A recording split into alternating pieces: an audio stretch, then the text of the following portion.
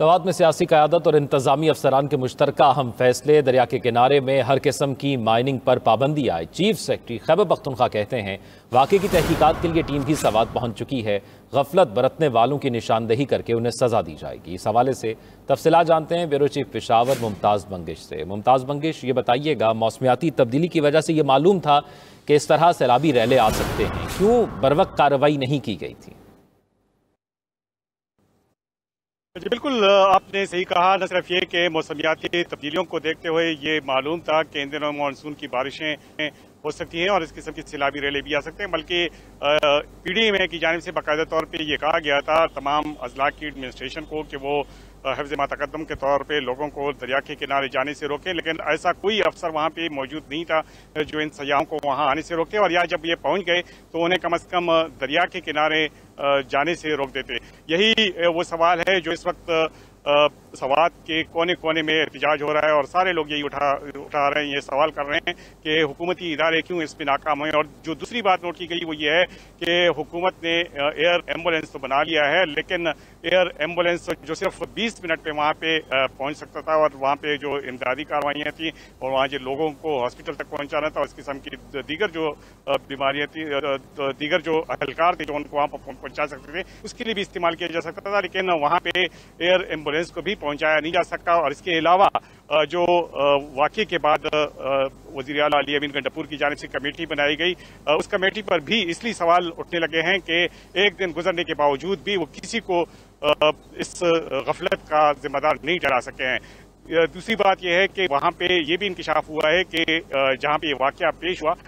उसमें दरिया सिंध के किनारे पे और दरिया सिंध के एन बीच में जो खुदाई का काम था वो जारी रहता और गैर कानूनी माइनिंग का सिलसिला था वो भी वहाँ पे जारी था। ज़िली इंतजामिया उसकी रोकथाम में नाकाम रहा और इसकी वजह ये बनी कि वहाँ पे बड़े बड़े चूंकि खड़े बन गए थे, तो उसकी वजह से न सिर्फ ये कि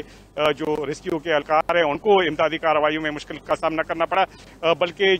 कहा यह जा रहा है कि ये जो रेला आया है और इस इलाके को पूरी लपेट में लाया है, इसकी वजह सिर्फ यही थी कि चूंकि आसपास के इलाकों में इस किस्म की सरगर्मियां जारी थी, इलीगल माइनिंग की वजह से बड़े पैमाने पर चूंकि खुदाइयां की जा रही थी, तो इसलिए इस इलाके को काफ़ी खतरनाक समझा जा रहा था। लेकिन इसके बावजूद कि जहाँ पे इतनी बड़ी सरगर्मियां हो रही थी, उसके बावजूद हुकूमत का कोई अफसर, कोई इदारा वहाँ पे ये मौजूद नहीं था कि वहाँ आने वाले सयाहों को कम से कम इन दिनों में रोक सके। और तीसरी बात जो नोट की गई वो ये है कि यहाँ पे गैर कानूनी तौर पर रेस्टोरेंट कायम किए गए हैं और अगरचे आज चीफ सेक्रेटरी के दौरे के मौके पर उन रेस्टोरेंट्स को फौरी तौर पर वहाँ से हटाने और उनकी इमारतें गिराने का हुक्म तो दे दिया गया, लेकिन अब लोग ये सवाल कर रहे हैं कि इतने बड़े नुकसान के बाद इस किस्म के जो इकदाम किए जा रहे हैं ये इससे पहले भी किए जा सकते थे। तो इस वक्त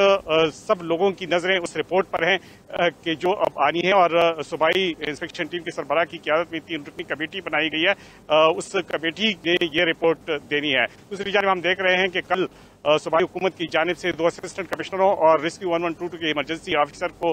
वहां से हटा दिया गया था, उनको मुअत्तल कर दिया गया था। आज डिप्टी कमिश्नर को भी ओएसडी बना दिया गया है, लेकिन ये सारे ऐसे इकदाम हैं कि जो इस के बाद ही उठाए जा रहे हैं। इतने बड़े जानी नुकसान के बाद ये इकदाम जो उठाए जा रहे हैं, इससे पहले जो इंतजाम न होने पर ये कार्रवाइयाँ हो सकती थी। अगर ये कार्रवाइयाँ होती तो कम से कम सयाह वहाँ पे ना आते और इस किस्म के जो अफसोसनाक वाक़यात हैं उनका रोकथाम किया जा सकता था। लेकिन मुमताज़ बंगिश, आप बड़ी तफसीलात के साथ इस हवाले से आगाह कर रहे थे, आपका बहुत शुक्रिया।